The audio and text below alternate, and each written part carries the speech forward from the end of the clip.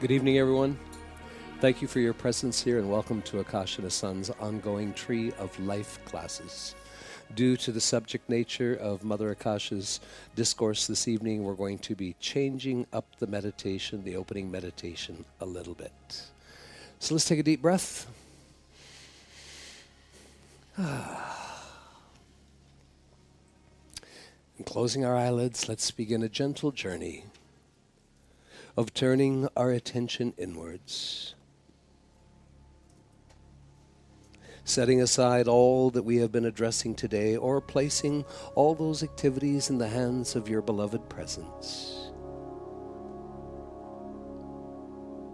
And as we gather together, we acknowledge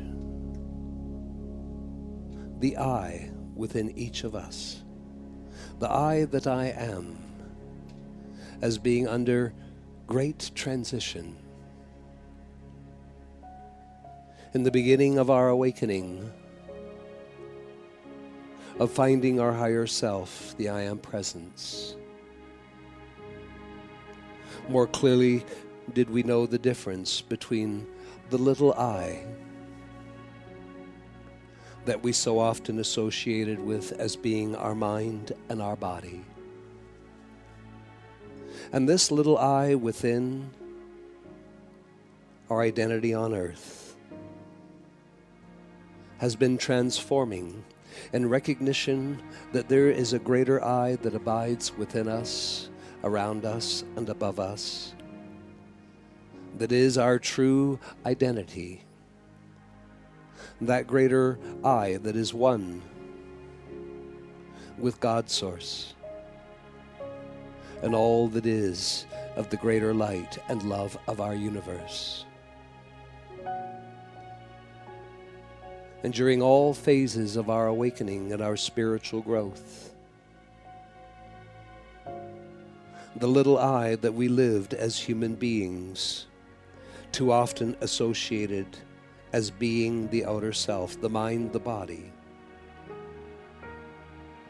has been coming under great transformation, where we recognize there is but one I, and that I is one with God's source. And Mother Akasha invites each of us this day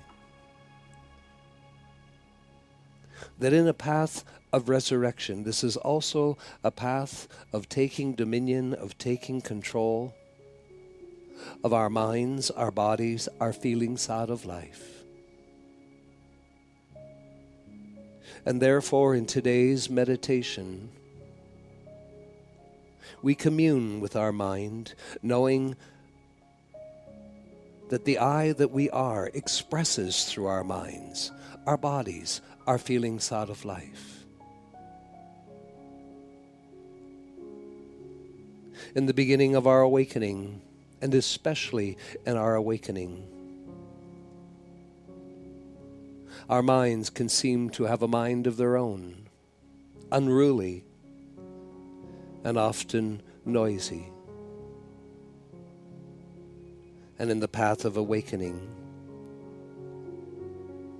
we realize there is a responsibility for each of us as we transition into the greater I to take dominion over our minds, our bodies, and feelings, and to no longer allow into our minds anything that defiles the true great God presence that each of us are. And therefore, in this meditation, and especially in the acknowledgement of the true I of our being, we declare, where I am, God is, and where God is, I am. And therefore we are one. And it is in that oneness that we commune with our minds, that our minds may become a friendly expression of our divinity and all that we desire and require. And therefore we say to our minds, peace, be still. Peace, be still. And fear not. For now I am awake, and I know who I am and what I am.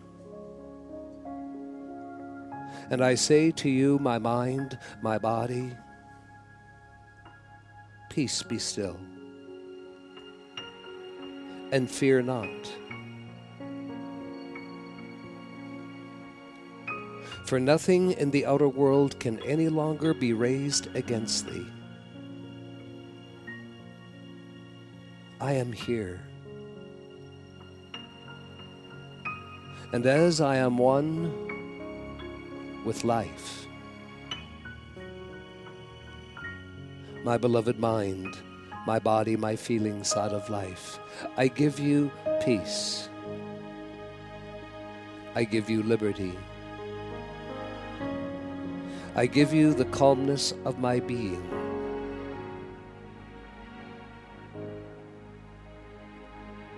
Know ye, my mind and my body,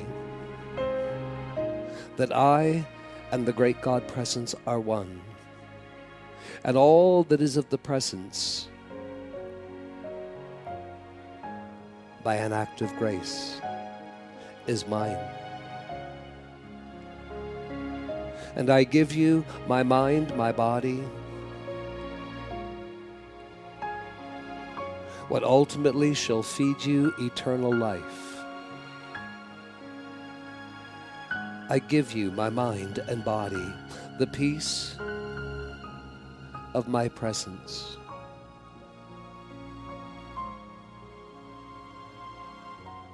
For there is a greater I, long hidden within my heart, that is now liberated, no longer a sleeping splendor. And as I align with the greater I of my divinity, the fullness of spirit, of soul, of the presence I am is present.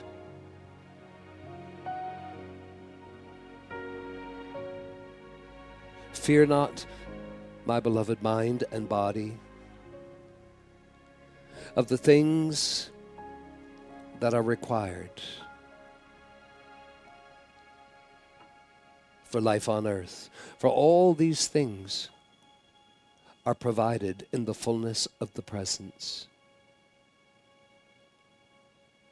No longer am I separated from all that I am. The sacred union with my divine self, the greater I, the I am presence, unfolds. And in that union, I speak to my outer self that is composed of mind, body, and feelings.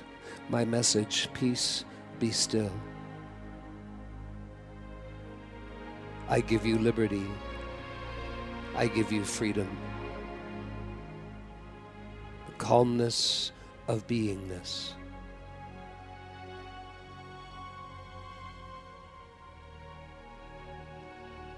Deep breath.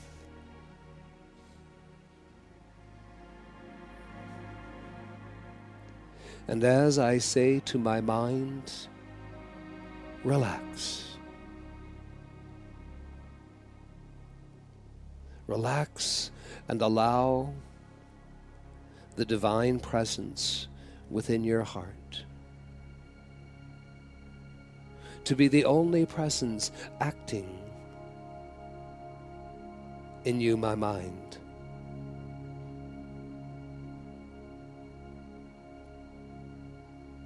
And in this time,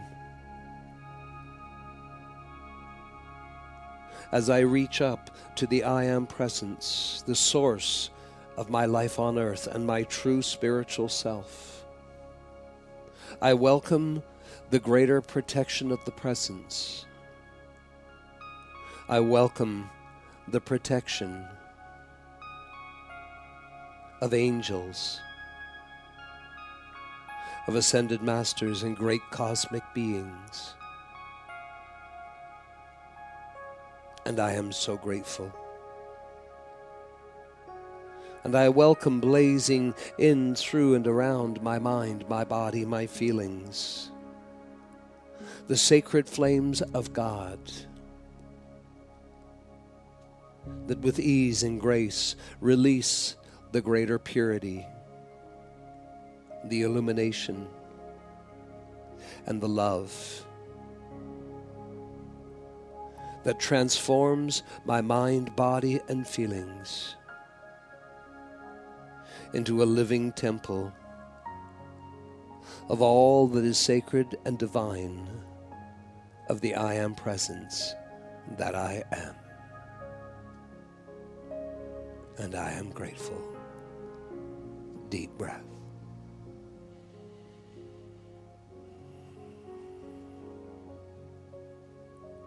And as each of us offers our heart's love to Mother Akasha and the Sun, as they have invited us, we take this moment to hold a higher vision for friends, family, and loved ones. Bring to mind now the names or images of 4 to 5 people in your life. They can be friends, family, loved ones. And just hold these ones, their images or their names in your mind for a few moments. As together we and students around the world, we hold a vision for our loved ones. As we command and demand continuously unfolding miracle-making moments into the lives of our family, friends, loved ones. We acknowledge their own divinity. We invite their great God presence and the angels and the ascended ones to come closer to them. And we demand and command, in the name of our sacred self, I am, continuously unfolding miracle-making moments into their lives. Let us do this together in anticipation of Mother Akasha's presence with us this day.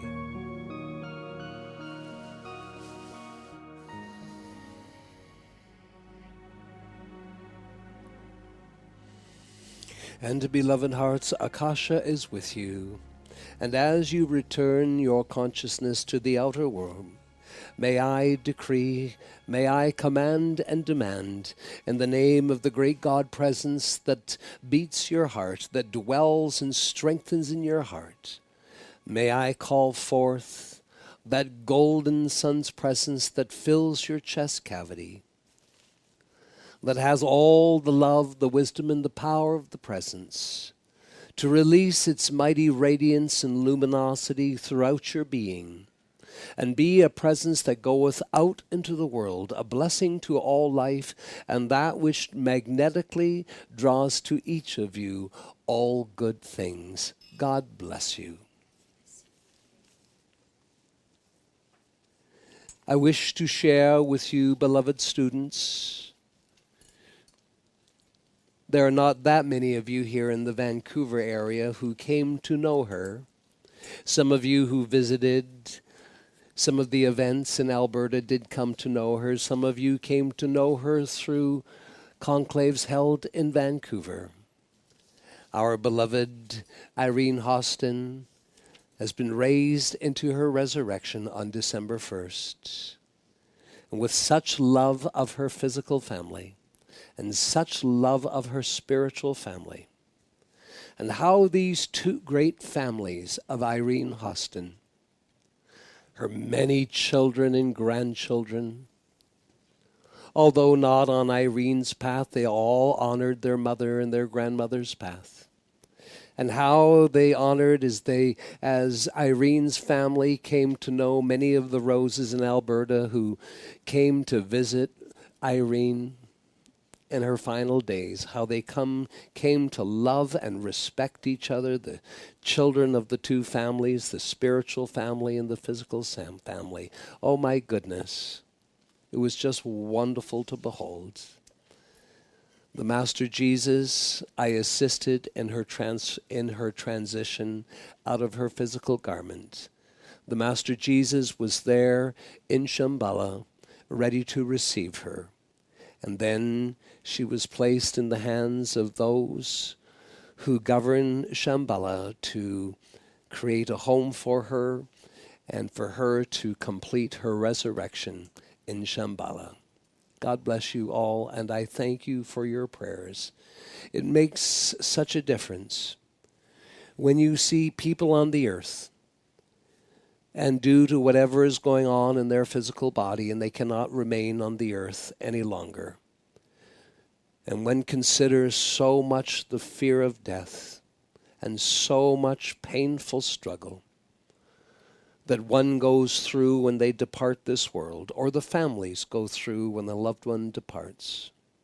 When you compare that to the great transition of our beloved Irene, what a cosmic difference. And there truly was no death. With such ease and grace, Irene slipped into her light garments. And very quickly her physical garment was returned to the physical elements. That is occurring now, if you understand my words. We are in the last weeks of 2014. This weekend past, we have had some wonderful classes. The alchemy class, the miracle class with beloved Mother Mary, and what classes you had in the freedom classes. I had asked both Kuan Yin and Siddhartha the Buddha to feel free to provide you with some stories and some history of where they and the other two masters known as Lord Maitreya and the Great Feng Wei, as to where they all came from. And many of you were surprised that long before they served in India and Asia, in these last 3,000 years, long before this, did they serve in the great continent of Lemuria.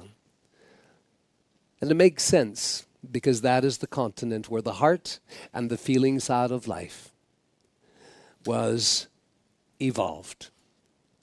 And before Lemuria, the four of them came from Venus. They are Kumaras. So each of you came to understand this.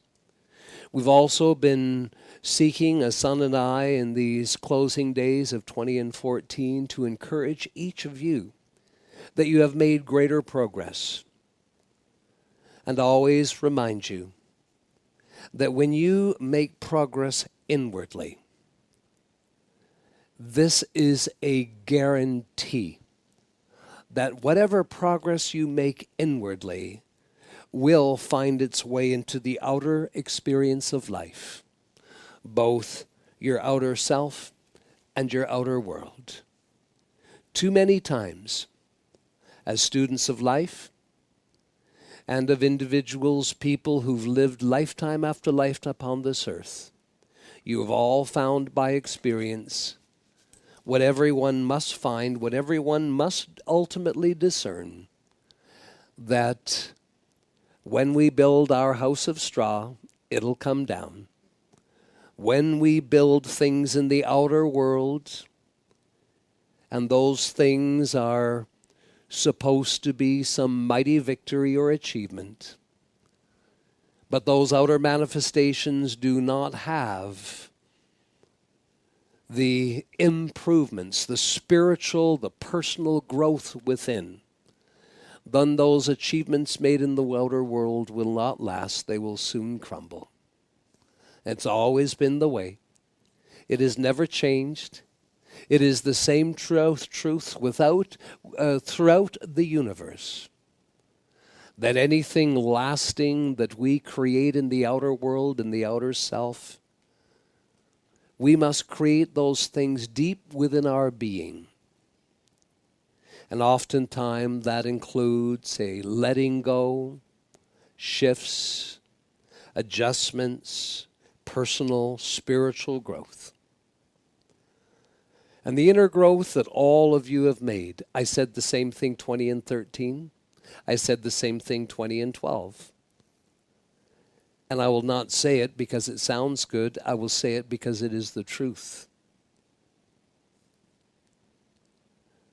I dare say, precious hearts, I have said something enough, yet I do not feel that you fully understand what I am saying.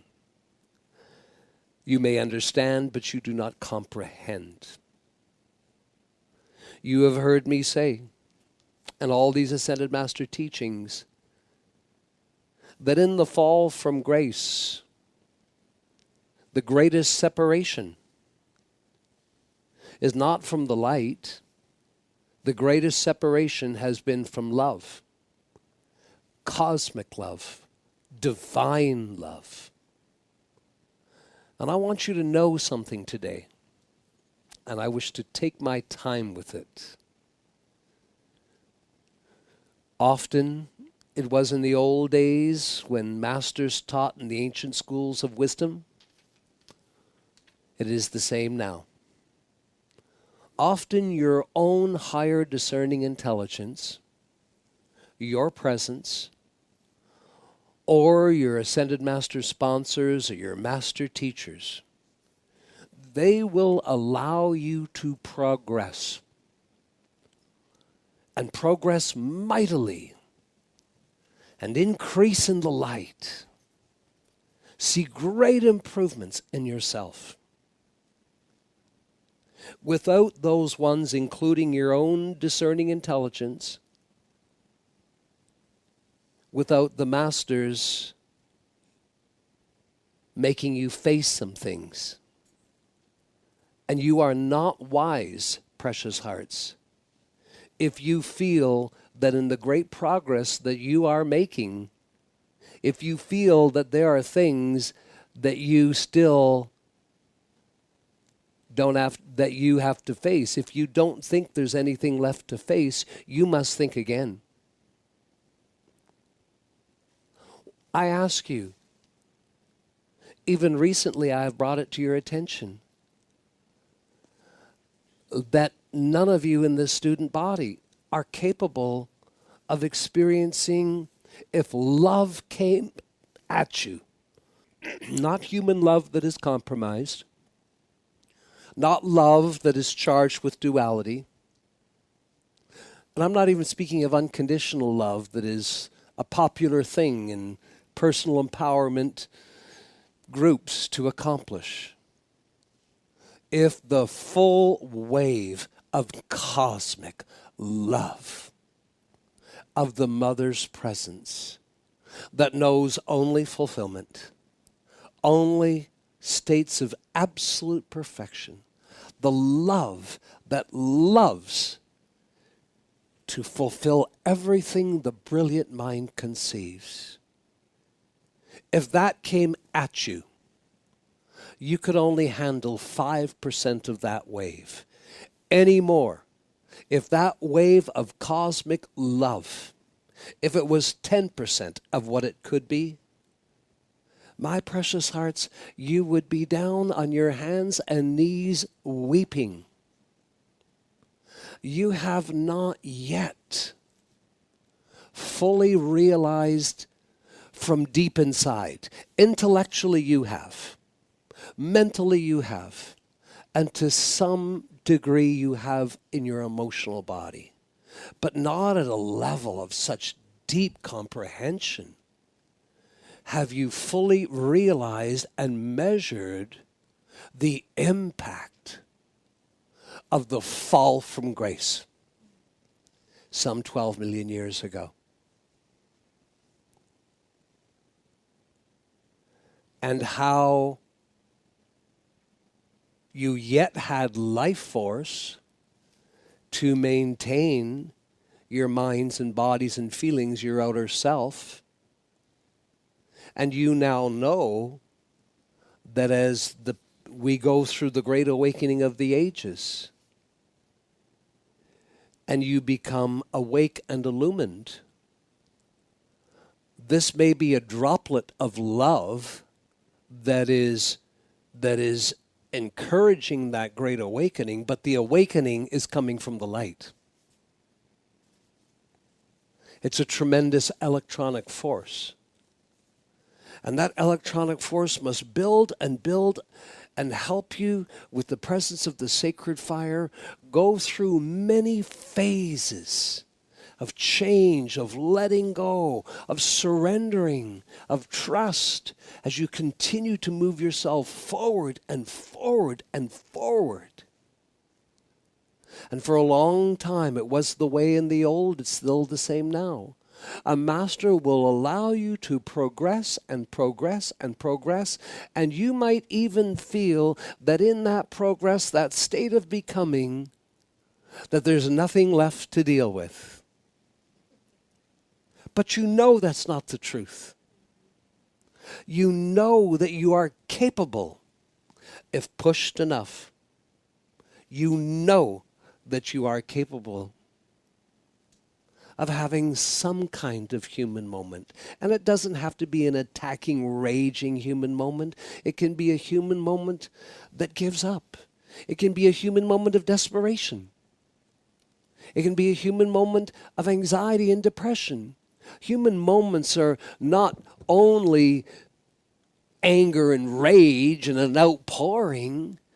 They can be, I can't take this pain anymore. And for where I wish to assist each of you in moving forward in powerful demonstrations of the presence, it is now time for you to be aware that your own higher intelligence, your guardian angels, your ascended master sponsors, and the ascended masters that you allow to come and teach you and discourse with you, they will allow you to continue to progress and progress, and you gain so much confidence. You gain so much inner strength. But that does not mean there are things that are not left to face. But the master and your own discerning intelligence knows that there are some things that one day you will be compelled to face, and thank God that first your inner strength, first your inner light were pursued, were strengthened, so that you had enough light, you had enough strength, you had enough stability. You were coming along far enough along this path of becoming your true self, where there is the realization that only as you become more of your true self can you go after some of the things that remains. And what most remains, and it belongs to the category of the little I, is the tremendous hurt, the tremendous loss. In the original fall from grace, which is really about love. Do you know how important a newly born child, a baby, might you imagine how important the first year, the first 2 years is in a baby, a young child, being held in the arms of a mother's love, being loved and loved and loved in that first year. in that second year. Imagine that love being yanked away from a baby. Imagine that baby being fed, but with no love. Having diapers changed, but with no love and affection. That child would not survive. And 2014 to going into 2015, we will have a dedicated event. I am still looking at this with your messenger. We will have an entire dedicated weekend. And we're going to see if we can take care of 50% of it in one weekend. You really have to get into your heart on this one, where you realize where you are beginning to, where you are willing to begin to recognize. We've talked about the fall from grace. We've talked about what happened. But did we really go into an emotional conversation? Did we really speak into what happened to you? Years ago, we approached the student body and helped the student body to understand that there is core perception that feeds every wrong perception and every wrong belief. And one of the first of core perceptions that life indeed was inviting you to heal was your core perception against God. And then later, you found out in healing your core perception of God that the aspect that you were healing was the masculine, was the father. I assure you that none of you are complete in healing the core perception against mother. Say it a different way. Healing the core perception against love. You let love in as much as you can take, but it's only droplets. Years ago, a son worked with each of you to help you to understand, where is your core perception? What is your core perception? And to know and recognize that people in the outer world, they don't have to face that core perception unless they know that they are in a lifetime that they are going to awaken and become their true self on earth again. That's when it's required to heal it. And you've all healed your core perception against God the Father. And we invited you just to look at your personal relationships from the time you were born to now. What was acting out? What's been acting out in all your relationships? Do you experience abuse? Do you experience abandonment? Do you experience anger from people you're in relationships with? Whatever it is, these are brave souls acting out your core perception. It's not that your parents abused you. It's not that someone in a relationship abused you. It's that you believe way back in your original first core perception from the fall from grace that God abused you, that God abandoned you. And you never have to face that until you're willing to become God again. Then you have to face it. And the only way that you face it is entering into soul contracts to attract people to you that are going to act that behavior out to you. You all well know the history of your messenger number one. If we are going to find any success, and it was not just about his life, not just about his life in becoming a messenger, it was about pulling together another life that took place 2,000 years ago. The life of the disciple, all of these important events. And so, if the disciple Peter is going to come and cast his net 5 times, then you have to be sure that your messengers have faced all their core perceptions. And knowing this was it. This was the last embodiment. The bridge for your messenger 1 and 2, the bridge to reincarnation, has already been closed. And what has been done for your messengers must, under this dispensation, be done for each of you. And so, most of you know the history.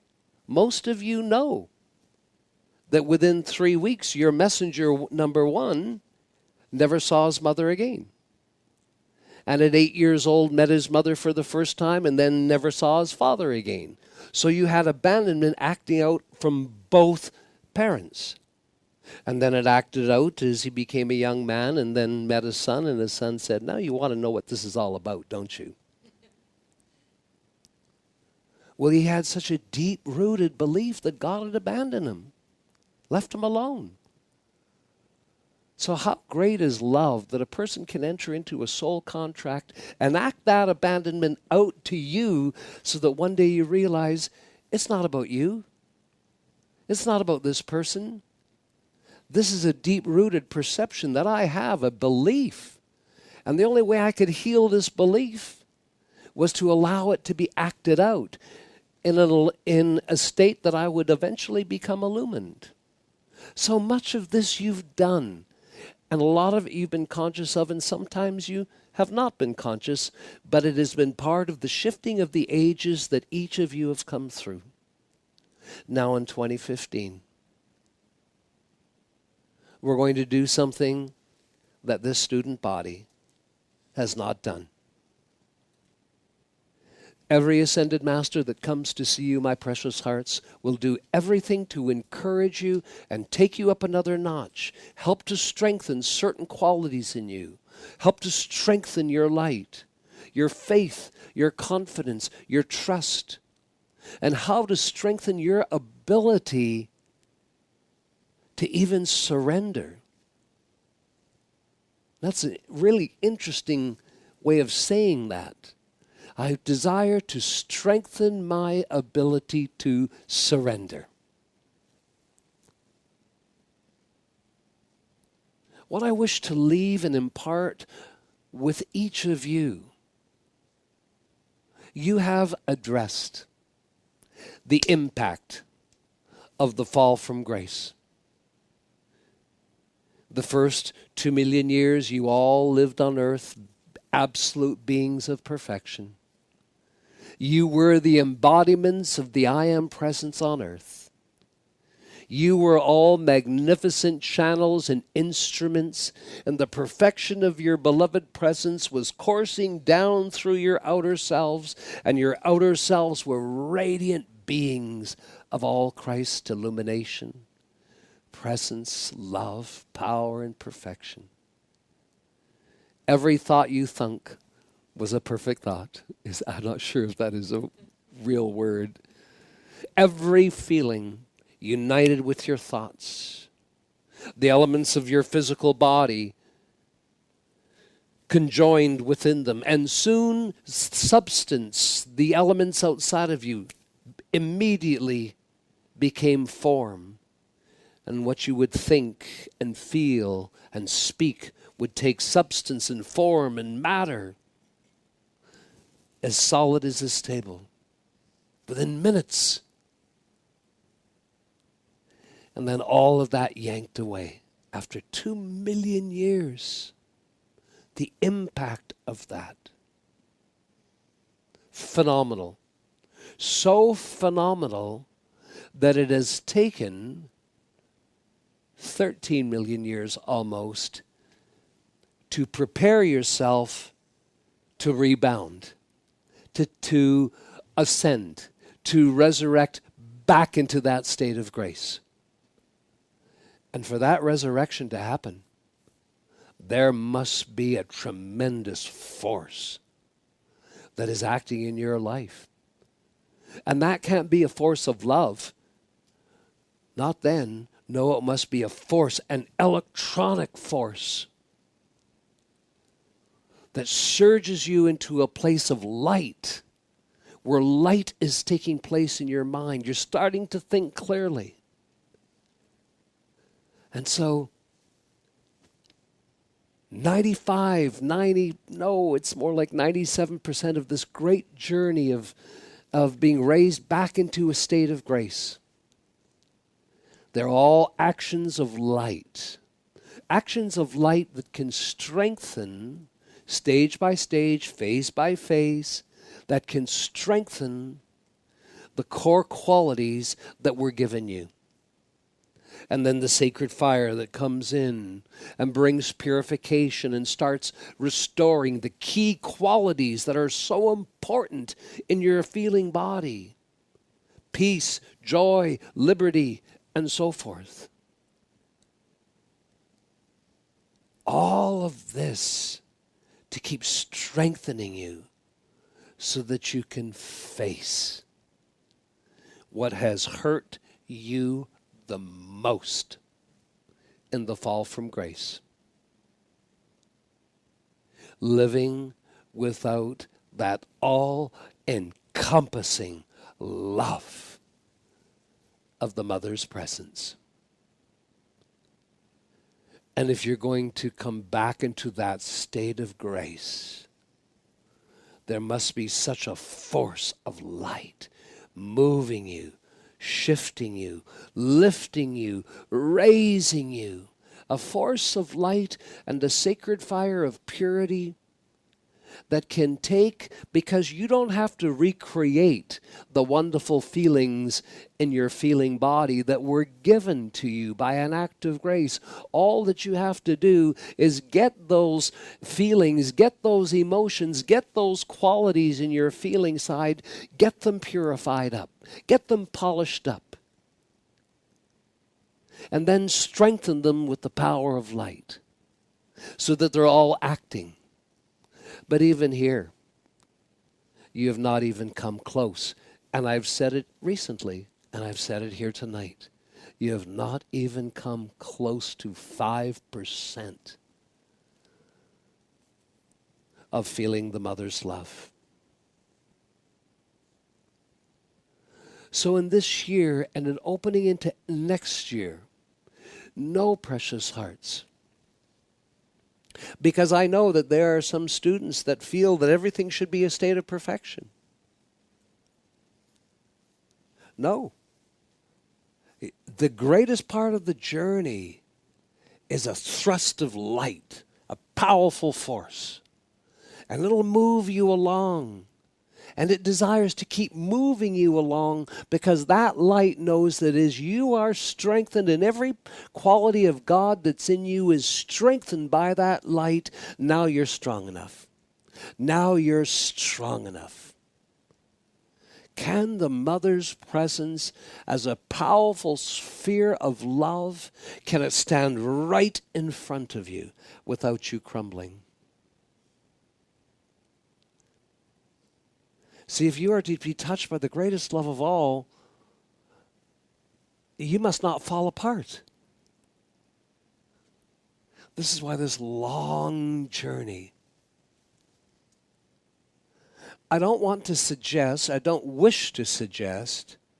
that you all have difficult times to go through. All I'm desiring to suggest that when we compliment you, and when we keep encouraging you, that you are doing so well, and we keep bringing you forth and along and keep expanding the teachings. Don't fall prey to believing that there must be nothing left for you to face. So exactly what is there to face? The impact. The impact of maybe 500, 700, maybe more lives of living without the full cosmic activity of divine love that instantly fulfills every thought you think. Why did you create the time-space continuum? Ascended beings did not create the time-space continuum. Human beings created that. Why did you create that time and space continuum? Because you needed time and space to create. You needed time and space to manifest, because you no longer had the divine cosmic love in full capacity that instantly would fulfill everything that you think, everything that you speak. The law of instantaneous activity. The light, mind, genius, capable of thinking, planning, organizing, setting goals. The heart. And the heart that is beyond the heart, that is the soul, is the love. And as you remember, as I taught you, it is the love that nourishes everything the mind is thinking. It nurtures everything the mind is thinking. And that love then builds into the mind and fulfills everything the mind is thinking. So be brave, my beloved roses. Be brave. Be brave. And tell yourself the truth right now. Do you have that generation, that lost generation of 12 million years? Do you have it back? Have you achieved that? Are you carrying a kind of love in your being that has the capacity to instantly create and manifest physically in your physical temple and your physical world everything you're thinking? No. So there's the truth laid out plain. And so, because that wasn't present except in droplets, you did it. The Ascended Masters didn't do it. The angels didn't do it. You, in your, and a little help from your higher intelligence, created what you call the time-space continuum. The continuum of time and a matter of space that's required until your thoughts become your experience. And when your thoughts become less conflicted, and it doesn't matter, take a deep breath, and until your thoughts become less conflicted, and it doesn't matter whether it's of a peaceful nature or discordant nature. Now, does that make sense to you? It's not until your mind becomes less because you can have discord, some discord, and be conflicted. You can have peace and be conflicted. So only the light can end the affliction in the mind, whether you use that affliction for discord or peace. Until that affliction, that conflict ends. There's lots of people that demonstrate every day. They have a powerful mind and they use it for discord, destruction, and hatred. And they have no conflict about that. None. And there are other people who are loving and generous and kind and caring and honorable. And they have no conflict within themselves about being that way. So conflict is an interesting observer role, whether it is of a destructive nature or a constructive nature. And all these phases of becoming was to come to a place with yourself that you are no longer conflicted. Are you not awake enough, precious hearts? Do you not have an understanding of the mental body enough Have you not had enough experience in the world? Can you not turn on your national, international news? And can you not see that there are people out there in the world who are destructive, who act evilly, they act with hatred, and they have no conflict inside themselves about it at all? If you go see a psychologist, then they will probably label those ones sociopaths. And have you heard that it is of a great alarm to the medical community, the number of sociopaths that are showing up in everyday life? People are indifferent. They're not conflicted.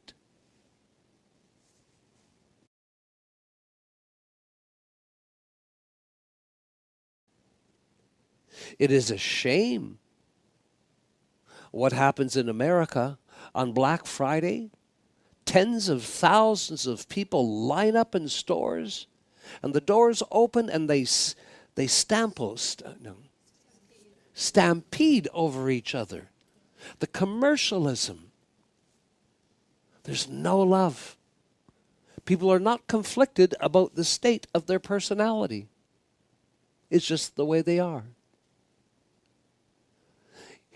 You had to go through an end of being conflicted while yet taking this journey and strengthening yourself. Face the light. And in all the ways that you have faced the light, you knew consciously or unconsciously, you knew that as you faced the light, that it was going to be an opportunity to expand God's qualities in you. You also knew that as you faced the light, that it would expose things in yourself that if you're ever going to become God again, because you hear the good news in your awakening, that you are a divine being, that you are an individualization of God. And if you are to become this again, you let yourself come face to face with the light so that the light will shine in and expose what could be an obstacle from you becoming God again. And you allow those things. And then life makes sure that you have the keys, the ancient knowledge, that as you see these things, that you then can bring in the sacred fire, the purification. There are already, and I have long measured when this moment would come. There are here and there, not many, but there are here and there. There's always those who seem to experience it first. There's no right or wrong. There's no good or bad. A student here and there who can suddenly start experiencing such pain, such loneliness, such absence of love. What's going on? Do you remember the masters who've come to you, my precious hearts, and said to you, the path of resurrection is the most challenging path. But at the end of the day, when you achieve your resurrection, you have your freedom for eternity. As fully resurrected beings, you are the ones that Jesus said will inherit the earth. You will control what is going on this planet from a state of perfection. You will be God's next temporary teachers as Christ beings on the earth. You will demonstrate the powers this world has not seen. You will strip this world of everything obscene and cruel and destructive. You will teach the peoples of new energy systems. You will use your Christ minds to help the people to move invention in every industry of life to a level that is non-constructive and never can be used against life. My God, my beloved roses, the mantle of Christ Messiah leadership that will call each of you to your service in the future is beyond your intellect's present capacity or your own even willing capacity to observe. But that's when the rewards begin. And of course, the final reward, after years of service as glorious Christ beings, the ascension.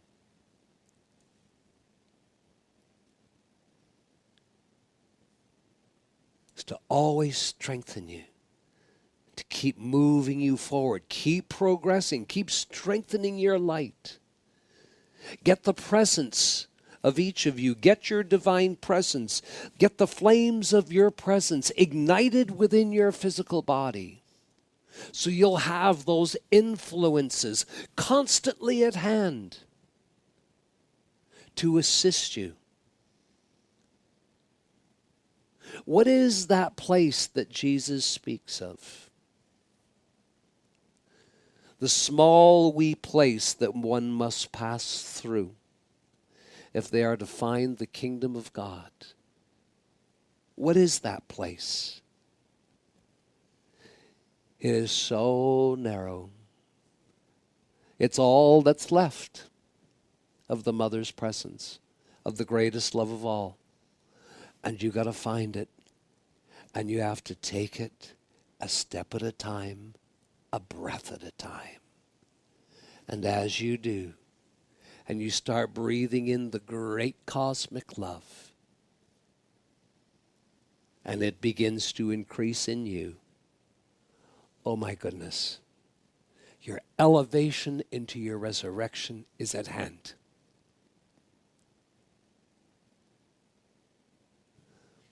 I qualify my remarks and this journey ahead with ease and grace.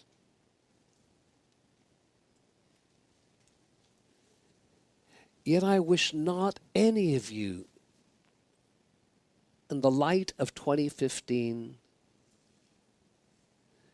to fall into a state of believing there's nothing left for you to face. Ask it as simply as you can. Are you a perfect being yet? And all your thoughts, and all your feelings, and all your planning, and all your experiences, are you a perfect being, and is your world a world of experience? Is it? No. But you know of this now. You know of this possibility in the future, and you know of this history the way you were long ago. And that is so long, and the timeline is so far back behind you, and the timeline of beginning to express that greater perfection is right in front of you. It's right in front of you. But what's going to get you through the biggest hurdle that you are yet to face? It's what you experienced. You've passed through the hurdles of what you experienced in the fall from grace, from the light, from the Father. You faced that. It's what you're going to experience. It can be so painful. It can last for minutes. It can last for days. It can even last for a couple weeks. But when you know that you're in that phase, and you know what your life is asking you, you know that you did this to yourself. You brought this to your phase. And your attitude is, let's get this done now. You've all faced the core perceptions of all that you perceived around God the Father. But what happened to you in that fall from grace? The love that nurtures you, nourishes you, and that fulfills everything your mind can conceive. That love instantly taken from you. Severed. It's being willing to know the impact it had on you. And that impact, it was horrific. It is interesting, this word horrific, when you consider where it comes from. Your presence will not let you enter this phase. Your own higher discerning intelligence will not let you enter this phase unless your own, not me, your own higher discerning intelligence knows you are ready. What will it be like? You'll feel like crying a lot. You will feel more alone than you have ever felt, ever in your life. You will feel a pain that is so deep, like a knife that cuts right through you. It is the greatest pain. Although abrupt and crude, can you imagine a mother suddenly cradling her newborn baby in a soft, cuddly blanket, and after 2 days, just dropping that baby on the floor? Can you imagine the impact, other than the obvious physical harm?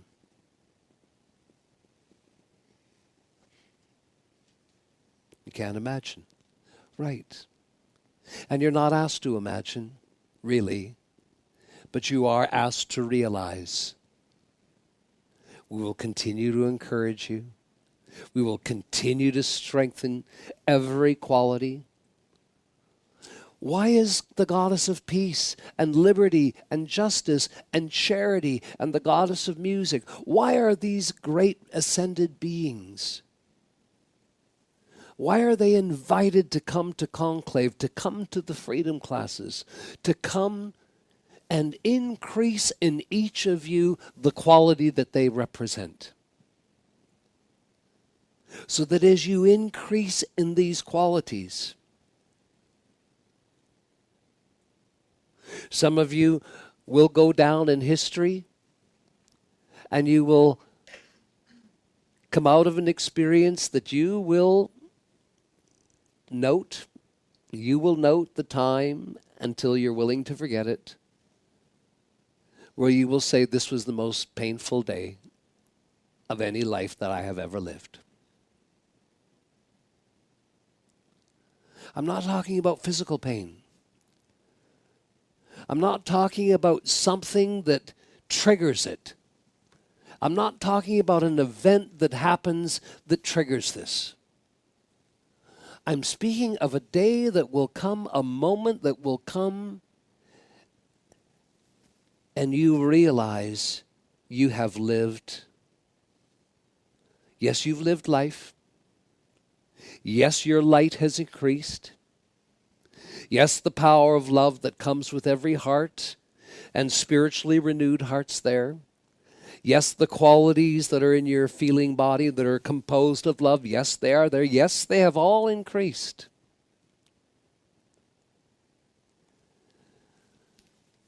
But a moment comes where you will realize that you have been living 700 or more lifetimes with droplets of love.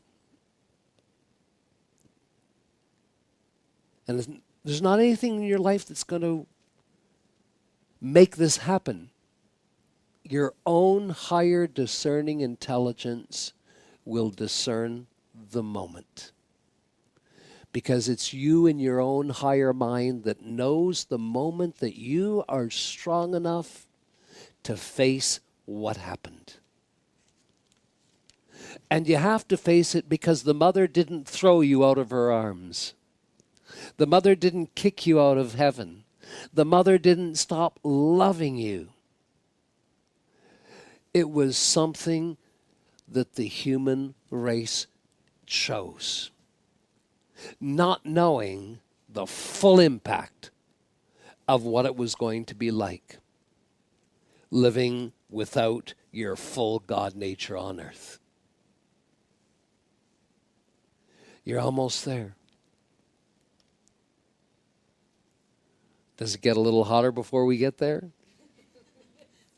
A little bit. Again, it's not an event. It's not a situation. It's not a person. It's not anything you're going through that's going to trigger this. In fact, before it happens to you, you might be the most brilliant, happy person on earth. And then it's like you shift in the next second. It is the deepest, oh my God moment you will have.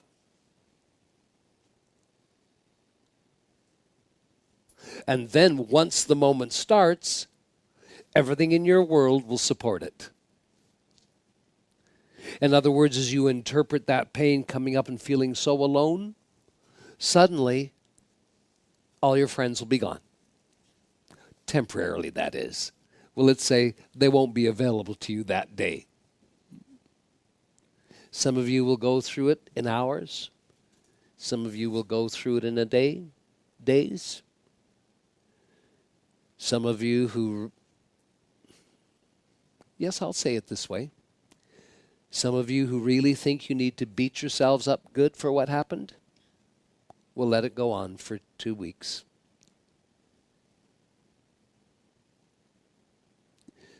And then, when it just becomes so painful, you are moved to ask the right question.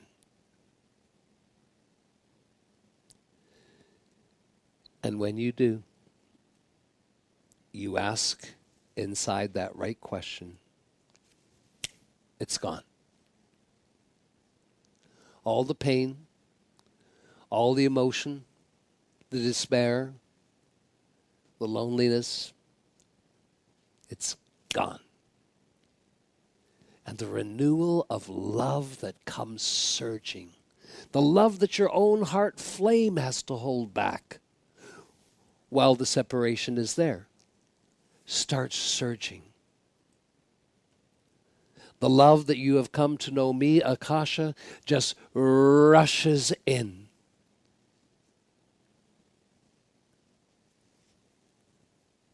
You have healed the big part, but the bigger part, and that is, I will say it this way.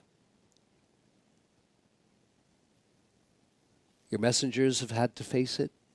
You all have to face it.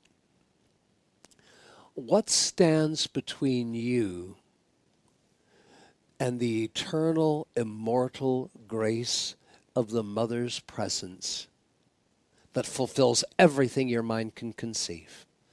What stands between the two of us? I'll even make it more simple. What stands? I am Akasha from out the great central sun. I am the Mother's presence. And here is my question. What stands between you and me? It's the impact. It's your first perceptions regarding love when you fell from grace as a human race. And how quickly you will honor yourselves and be discerning when you realize the true healing instant that requires no time, no space. The true miracle of the healing instant initiated by Jesus the Christ. When there is zero absent, forgive me, when there is zero judgment. upon yourself about what happened?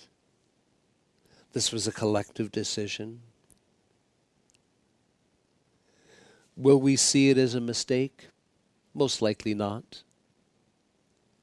The grace of God will give us all the illumination of why we chose this path of duality, why we chose to be so separated from our cosmic self. You see, the union in light has happened. The union with the Father, the principal masculine universe, that union has been restored sufficiently. But not the union with the Mother's presence. The impact from the fall from grace. Just as a little aside here for a moment. To show you the importance of the cosmic light. The cosmic light does not come to you as a magnetic force. The cosmic light in its manifestation is an electronic force. Do you understand this? There are some, not so many, but there are some who make contact with my dispensation. Sometimes they come to one or two events and they make this observation about the messengers. It happened actually more often in the first dispensation, in Saint Germain's dispensation. And there were those who became critics of the I Am activity, specifically critics of Lotus, Saint Germain's messenger number 2. And they would say, because you see, precious hearts, Lotus had a small frame. She was not a large physical frame. She had a small frame in a feminine garment. And there would be those students who would come to class, and even for after a year, they would say to themselves, even with the knowledge they had, the energy coming through Lotus today was aggressive. It was masculine energy. What's the student doing? They're putting their human interpretation of energy upon the messenger. Powerful moments when Lotus was transmitting and delivering the pure electronic force of God or of an ascended being. And some of the critics, because they just wanted an excuse to step outside of the Ascended Master teachings because they couldn't handle the truth. So they find an excuse. And there have been some who've said the volume from these messengers, these boys, too loud, too powerful. Oh, it's jarring on my body. I can't handle it. Jarring on your body? Get my rose pink flames and bathe them for a while. It has nothing to do with masculine. It has nothing to do with aggressive energy.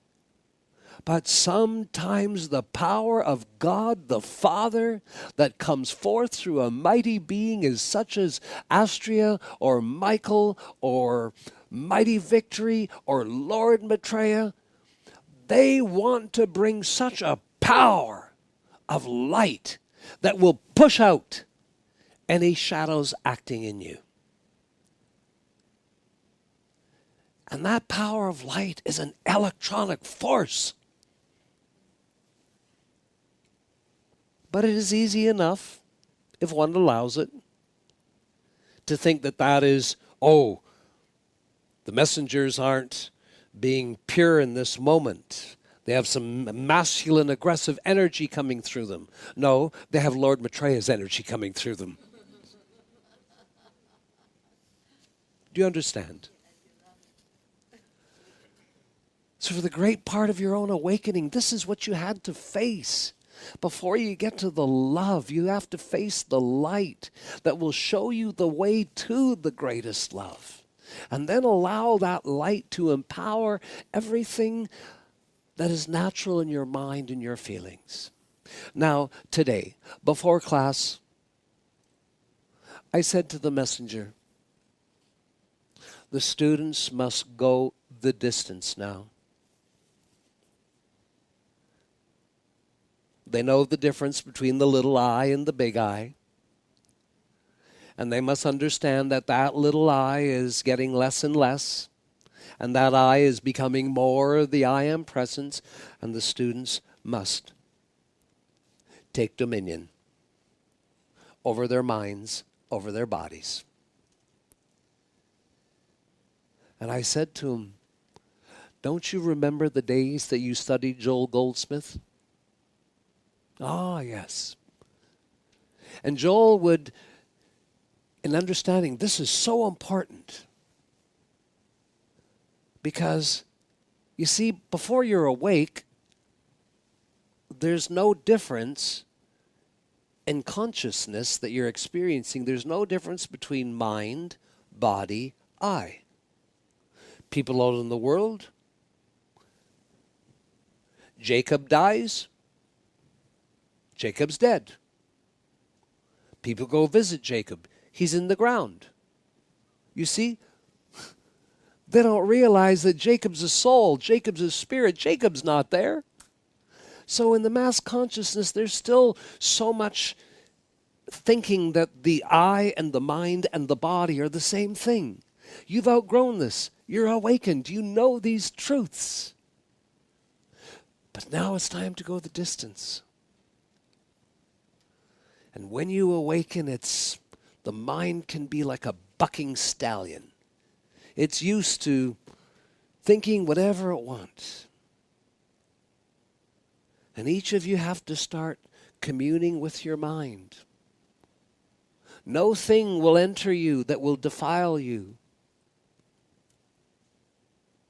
You are becoming enough of the presence in the way of the light that you can say to your mind, because this will help you meditate. If you commune, if you talk to your mind for 5 minutes before you try to meditate, put your mind at ease. Say to your mind, speak inwardly to your mind, peace be still. I am here. And I am awake now. And now I know that I am one with God. Therefore, everything that is of God, I give you. I give you my mind. I give you peace. I give you liberty. I give you joy. There's nothing in the world that can rise against you any longer. For I am awake, and I and the Father are one, and soon I and the Mother will be one, in the fullness of the presence. And in this great journey, peace be still. Know that I am with you. Fear not. Accept the calmness of my being. Then the mind begins to relax. Then it is so easy to enter into states of meditation. And in those states of meditation, there is an influx of God energy. But if any of you can cause an influx of God energy, how much of that energy will be electronic and how much will be magnetic?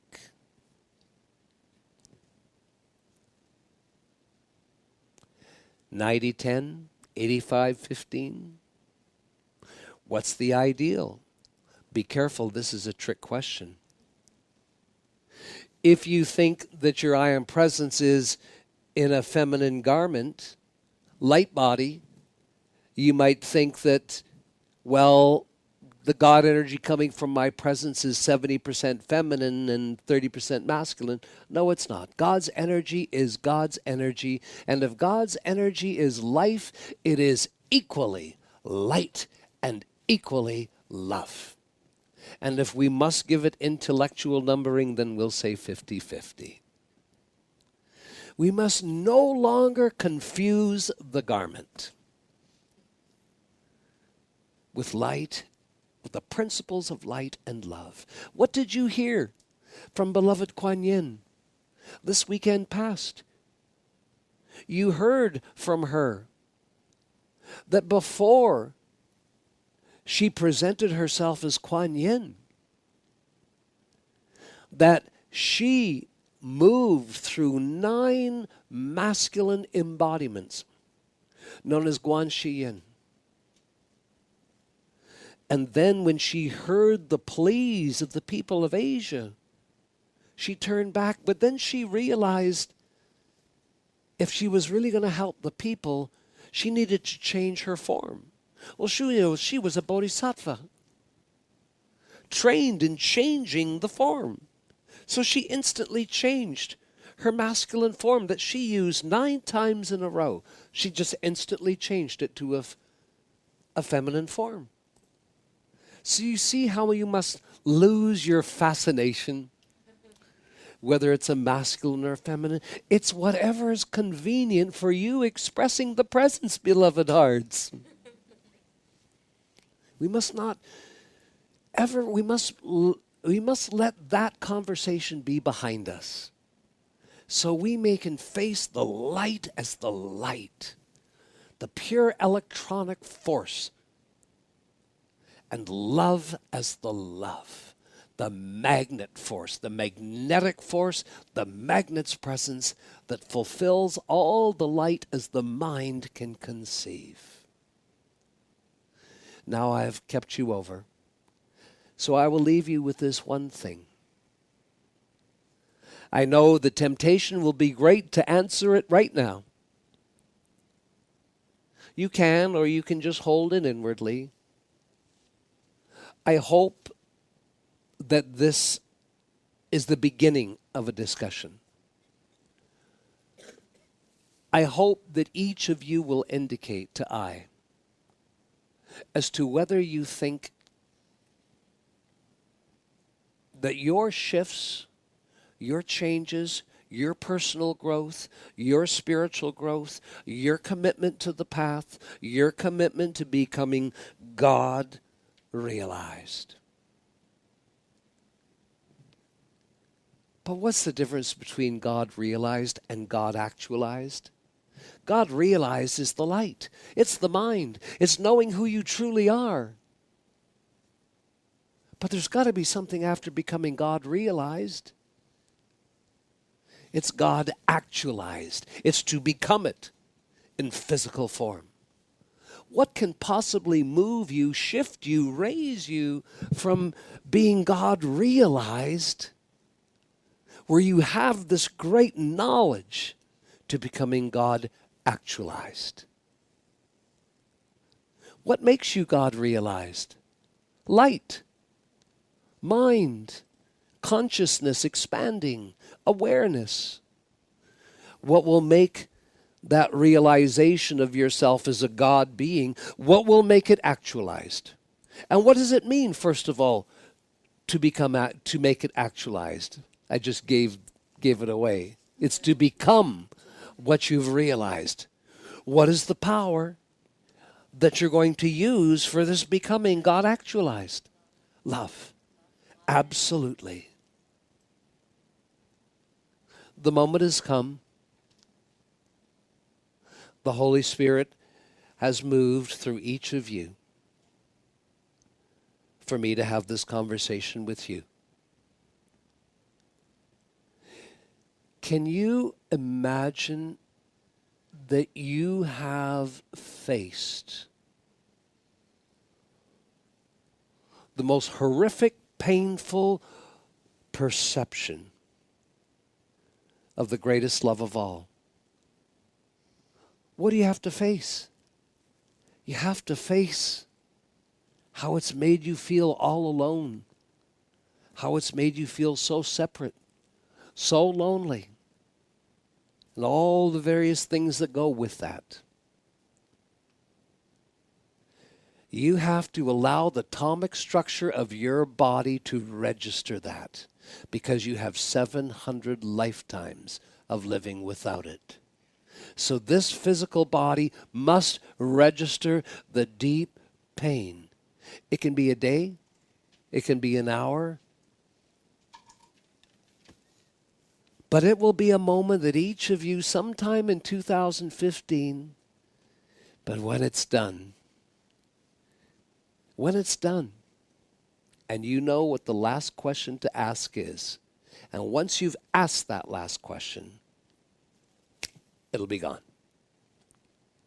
as it never existed.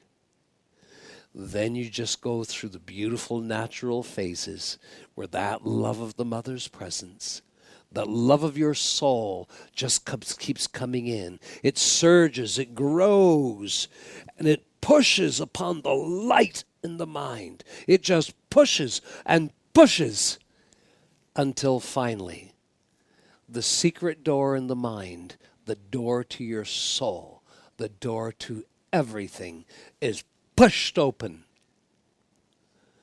And you find yourself having the most exquisite out-of-body experience, standing in the soul of your divinity and breathing in the totality of the mother's love. And when you've had enough, you'll come out of that experience back into your body, and you are changed. And everyone around you can see you're not the same person. You are changed. And every day you come to that place and you become increased and increased and increased. Do not ever ask me, why must every day I be increased? Why can it all happen in one day? You have made it very clear to us that this long journey of separation, that the journey back to life, you do not wish it to be instantaneous. You wish to enjoy every spectacular moment of the journey back to life. You got to have the experience. Why else did you come down here to earth? To experience in substance and matter and form your beings as God. So, can we get you? Can we get each of you? Can we get this student body through this next big cosmic gate in 2015? Yes. Yes. With your help. Yes. I would not have spent 45 minutes of my time and your time if it was not a possibility. But it does take some contemplation. And you will not go through any inner pain. This is not a physical pain. This is an inner pain. Yet you will not go through anything that your own higher discerning intelligence knows you are capable of moving through. I assure you, this will be like nothing you've ever experienced. For how do you go through a period of time when you're in such deep pain and people say to you, if they're allowed to know, well, does it hurt? How's your body? It's fine. My body's fine. In fact, my body, I zero pain. All I feel is emotional pain. Has no association to anything. But you get pulled into the arena, the full arena. There's nothing mental about it. There's nothing physical about it. It is pure emotion. It doesn't make your ankle hurt. Doesn't make your legs swell.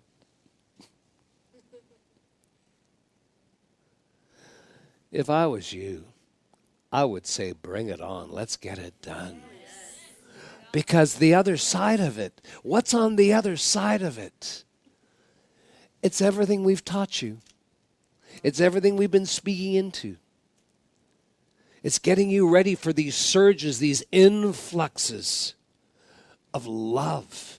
It's letting that love build and meet the light that the flames are creating in the brain.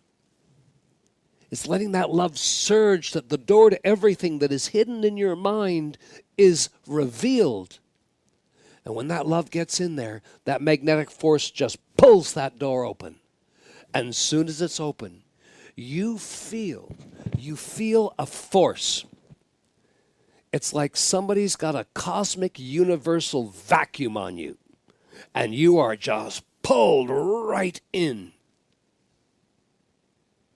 The light is so blazing that you've already got your eyelids closed. And you get pulled right in, and it feels like you are standing in midair. You're standing in the atmosphere of your soul. And now you get a direct. You don't get a wave. You don't get a little sphere. You don't get a little bit to drink. You are standing in the center of the sacred womb of the mother's love, which is called the soul. And you just, that is a time that you will desire to be a cosmic sponge and just soak it up. God bless you, precious hearts. I certainly look forward to this. And therefore, I must look very careful at the schedule of weekend events next year. Whether it's a weekend, whether it's a conclave, I haven't finished my contemplation there. I too, T-O-O, wait until my soul guides me.